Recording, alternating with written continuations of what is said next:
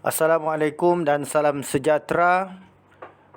Bertemu lagi kita dalam channel Cikupian. Kali ini saya akan bersama-sama anda membincangkan satu isu yang sangat penting kepada masyarakat dan juga negara kita, iaitu berkaitan dengan bantuan sara hidup rakyat. Tuan-tuan dan puan-puan, dalam belanjawan tahun ini, tahun 2020 yang dibentangkan pada tahun lepas, kerajaan Malaysia telah memperuntukkan bajet yang besar untuk melaksanakan skim bantuan yang telah diperkenalkan oleh kerajaan.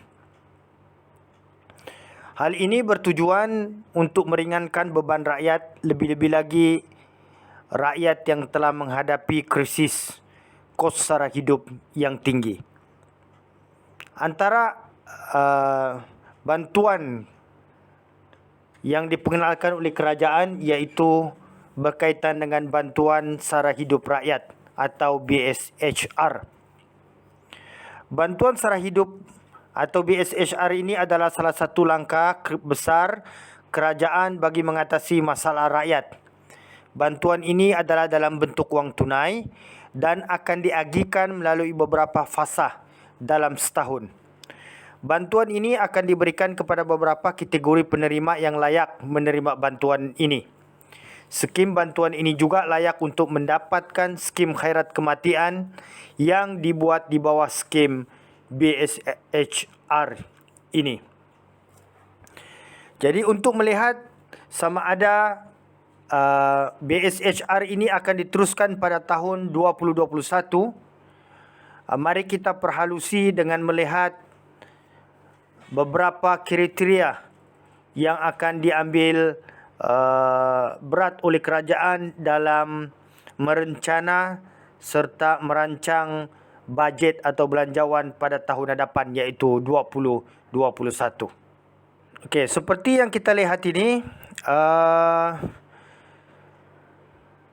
kiraan detik belanjawan 2021, kita dapati bahawa pembentangan belanjawan ini akan dilaksanakan atau dilakukan oleh Menteri Kewangan Yang Berhormat Senator Tengku Datuk Seri Zafrul bin Tunku Abdul Aziz pada 6 November tahun ini 2020, iaitu bersamaan dengan hari Jumaat pada pukul 3 petang.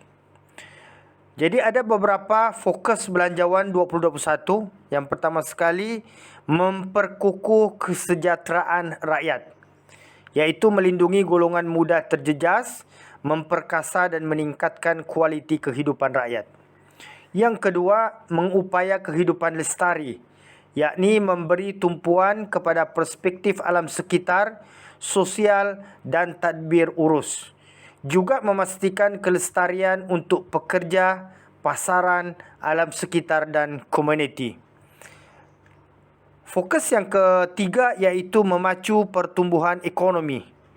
Ada 3 perspektif di sini, iaitu pertama, memacu pertumbuhan ekonomi dan pelaburan swasta. Yang kedua, menjana peluang pekerjaan. Yang ketiga, menggalakkan keyakinan dan perbelanjaan pengguna dan pelabur. Dan yang terakhir iaitu memperkasa penyampaian perkhidmatan awam. Ianya memberi fokus atau tumpuan kepada keberhasilan dan perkhidmatan lebih baik kepada rakyat serta memudahcarakan urusan perniagaan dan meningkatkan daya saing negara. Jika kita lihat fokus belanjawan tahun 2021 ini, maka fokus yang pertama memperkukuh kesejahteraan rakyat, iaitu melindungi golongan muda terjejas dan memperkasa dan meningkatkan kualiti kehidupan rakyat. Jadi kita menjangkakan bahawa bantuan sara hidup rakyat ini akan diteruskan pada tahun 2021.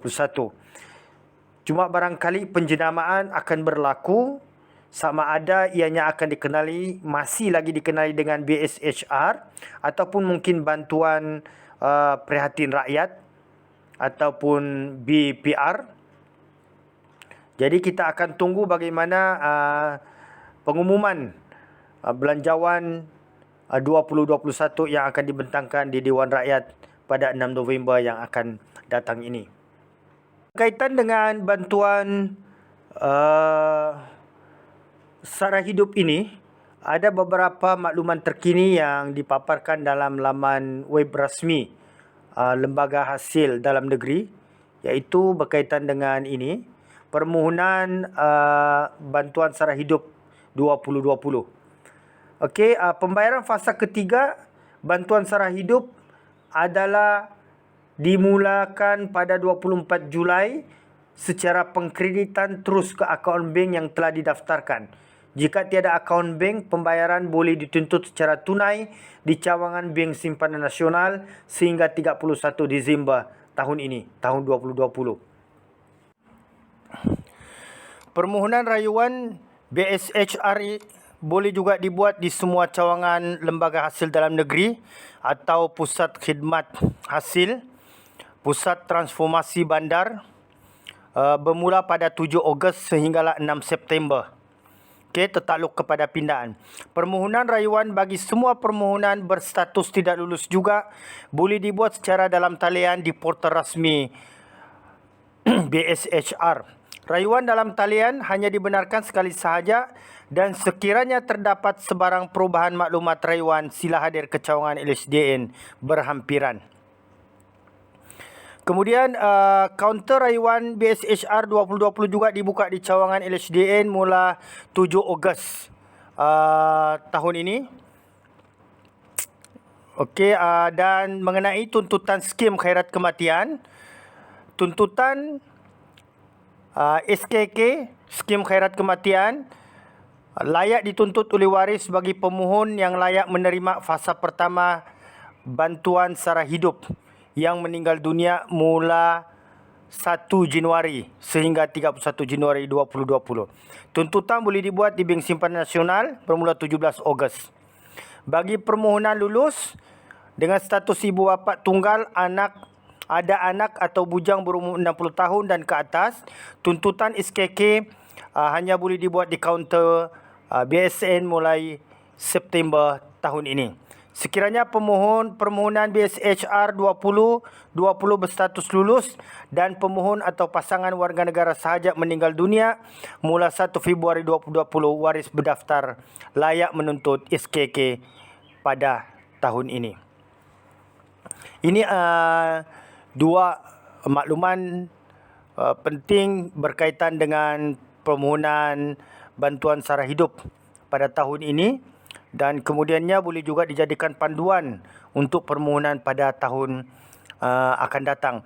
Biasanya untuk BSHR ini, penerima yang sudah mendaftar dan sudah diluluskan ini, pada tahun berikutnya, pada tahun 2021, jika BSHR ini dilanjutkan, ianya akan dapat menerima secara automatik.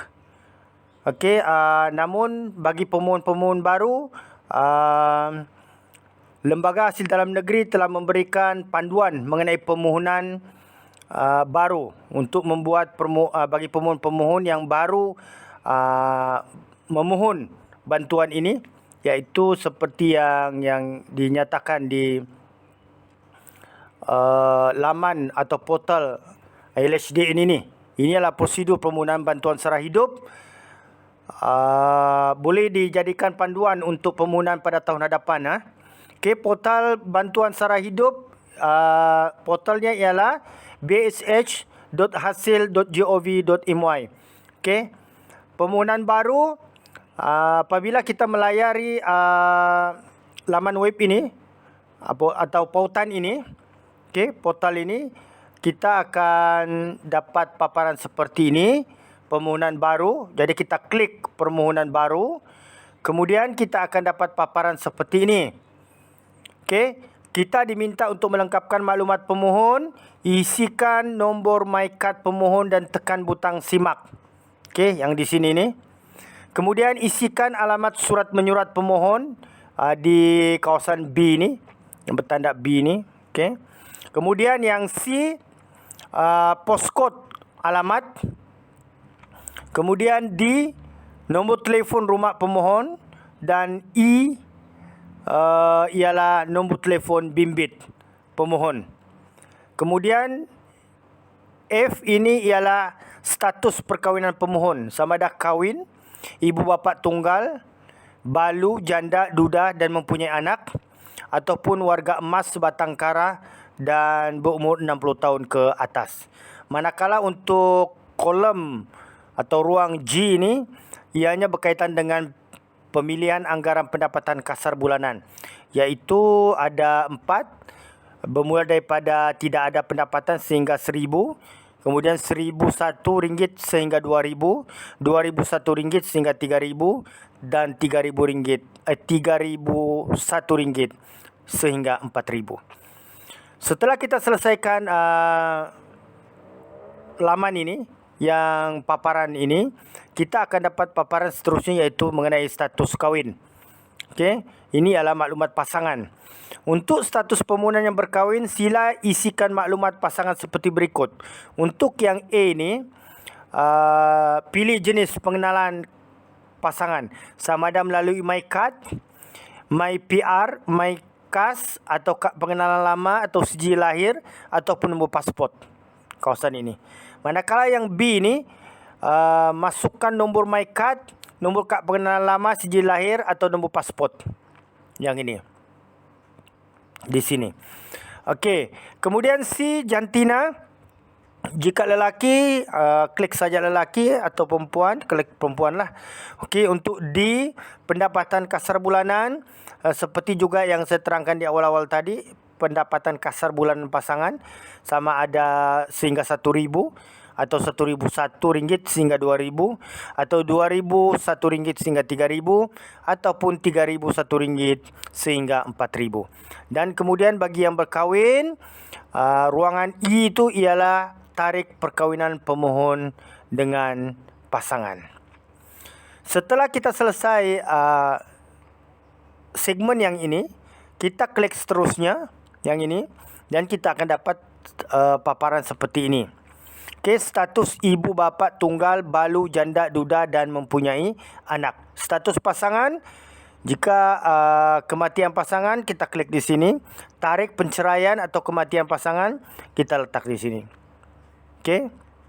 Untuk status ibu bapa tunggal, balu, janda, duda dan mempunyai anak, pemohon perlu memilih jenis status pasangan sama ada penceraian atau kematian pasangan dan mengisi tarikh kematian atau penceraian pasangan. Seterusnya di bawah ini ialah maklumat anak. Okey, lengkapkan maklumat anak seperti isikan MyKad atau MyKid anak, isikan nama anak, isikan umur anak, berapa umur, lepas tu status anak sama ada anak kandung ataupun anak angkat.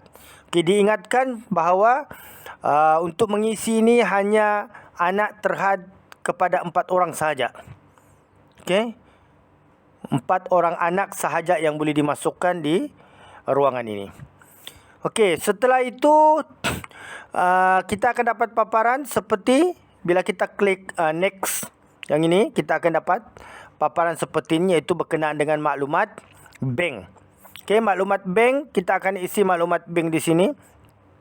Pilih jenis akaun bank yang masih aktif lah. Okey, lepas itu masukkan nombor akaun bank. Jika tiada maklumat akaun bank, akaun tidak sah atau pindahan tidak berjaya dilaksanakan, Bank Simpanan Nasional akan membuka akaun kepada pemohon tadi tertaluk kepada terma dan syarat. Dan kemudian baru kita tekan next. Bila kita tekan next, kita akan dapat paparan dokumen sokongan.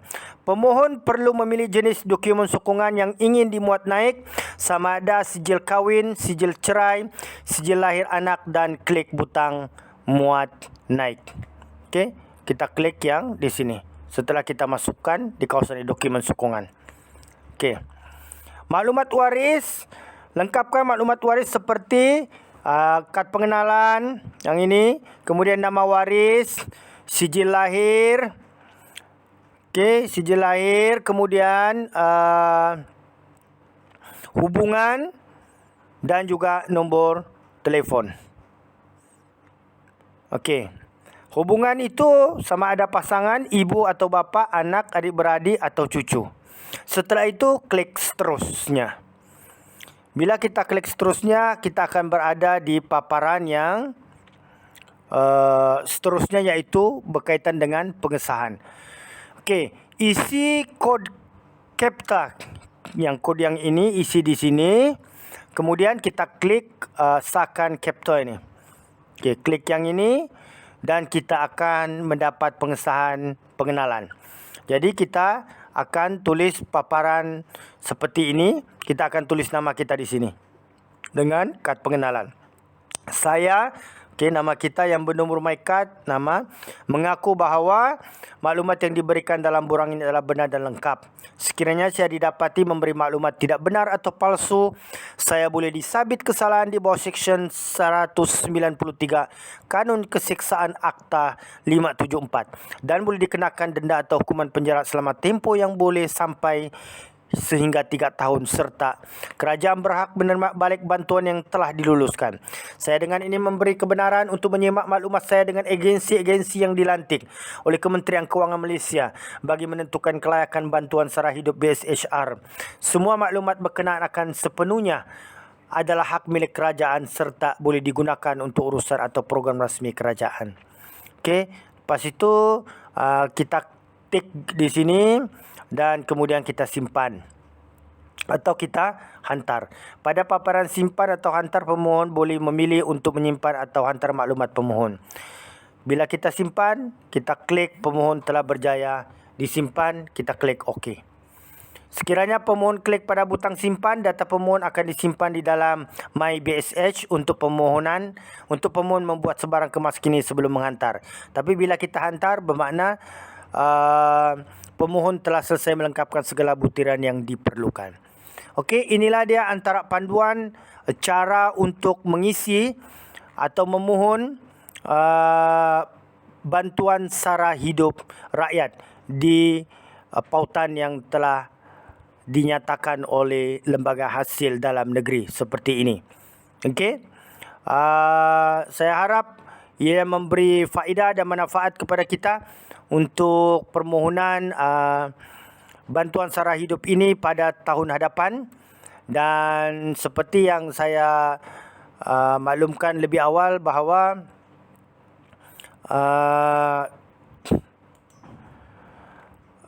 kita akan menunggu untuk pembentangan belanjawan 2021 sebagai memastikan bahawa bantuan sara hidup rakyat ini diteruskan oleh kerajaan. Sampai itu sahaja pertemuan kita pada kali ini. Jangan lupa 6 November, hari Jumaat, jam 3 petang, pembentangan belanjawan 2021 yang akan dilakukan oleh Menteri Kewangan Malaysia. Sampai berjumpa lagi. Salam hormat. Assalamualaikum warahmatullahi wabarakatuh.